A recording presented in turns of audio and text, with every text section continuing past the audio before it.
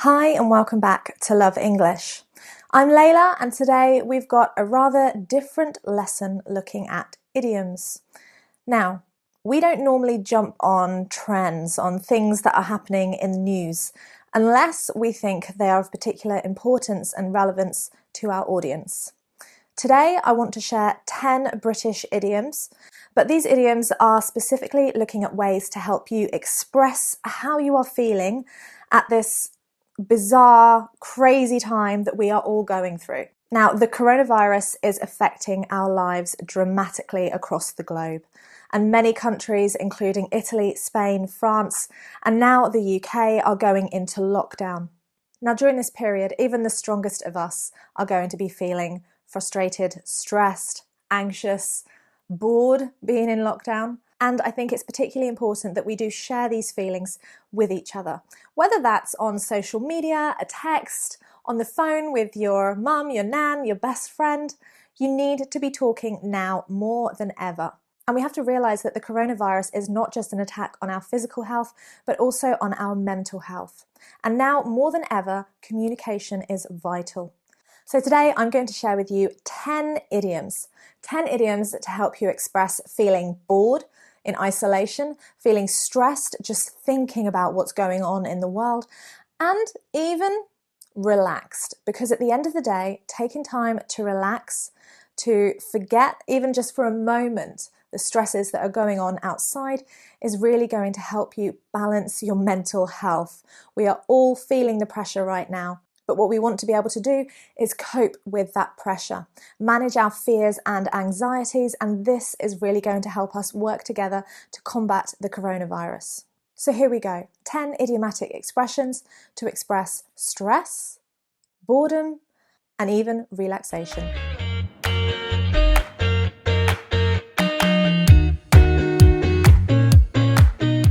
So, idiom number 1. To climb the walls.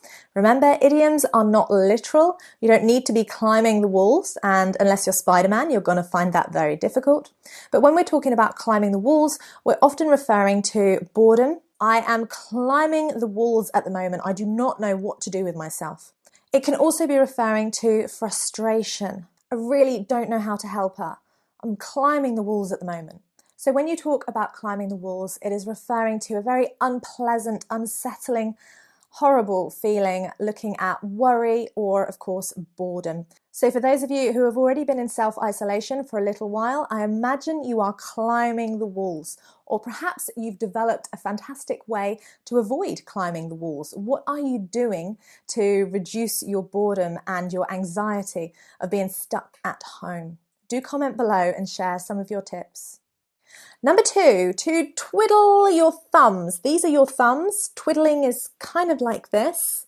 And again, it's a bizarre expression, but it is referring to being bored, having nothing to do. For example, my mother-in-law, who is in lockdown in Italy, has now cleaned everything in her house, probably 2 or 3 times, and she is twiddling her thumbs. She doesn't know what to do with herself anymore. And I imagine she's probably climbing the walls as well. So when you have nothing to do, you can say, I've got nothing to do at home, I'm just twiddling my thumbs. Again, it's not really literal, you don't have to do that. Now, number 3, to be at a loose end. Another expression referring to having nothing to do, to not know what to do with yourself. So again, being in lockdown, you are going to find that you are at a loose end. Once you've watched all the Netflix series that you've been wanting to watch for ages, you've perhaps done your homework, if you've been given any, cleaned the house, you've cooked all the good food, you might be at a loose end and not know what to do with yourself. So again, comment below, what have you been doing to avoid feeling at a loose end? Now, when you are feeling bored, so bored that you have just had enough of it, we would often say, I'm bored to tears. I'm bored to tears. Tears referring to the water that comes down your face, crying, okay?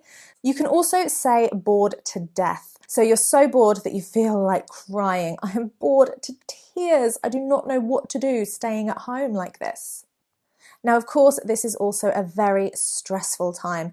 Boredom is actually the least of our concerns. Stress and anxiety is something that we will all be feeling at the moment. For many people, they are now homeschooling their children. So not only are they mother, father, but they're also teacher. And of course, you guys will probably feel the stress of this. So this expression might be great for parents to use. I've had it up to here. I've had it up to here. Using the gesture is also a really nice way to emphasize that you've had it up to here. Now, basically, this means you've had enough. It means that you can't cope anymore, that you're finding the whole situation just too much to manage.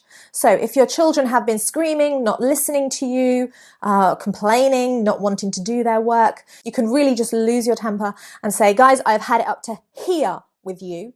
Please do as I say. Again, if you are running out of patience, you are so frustrated, you are incredibly stressed and overwhelmed by everything, you can say that you are at the end of your tether or the end of your rope.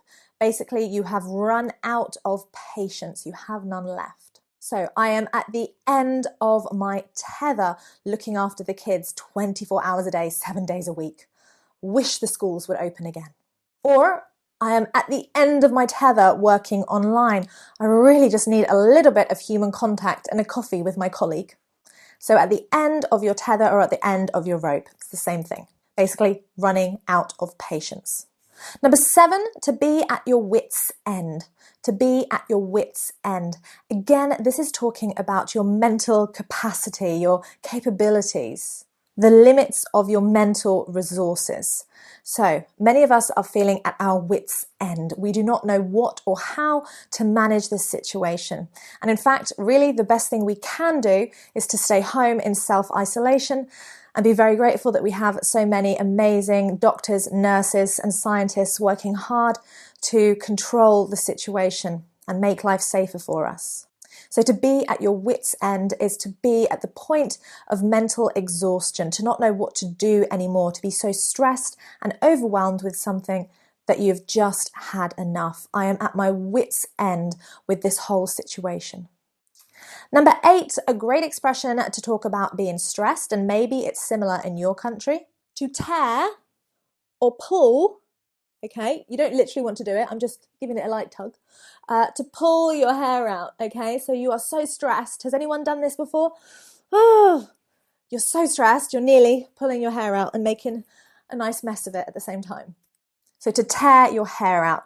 I've only had the kids home 2 days and I'm already tearing my hair out. So to be upset or distressed, stressed about a particular situation. Now, for many of us, we are also taking this as an opportunity to enjoy a little bit of relaxation, to chill out at home, and of course with our families. Now, of course, we've got the expression, the phrasal verb to chill out. We know this one, but there's also a couple more. To take it easy. To take it easy. Now, you could use this talking about yourself, or you could give someone the advice. You need to really take it easy, meaning calm down, de-stress, don't be so worried about things.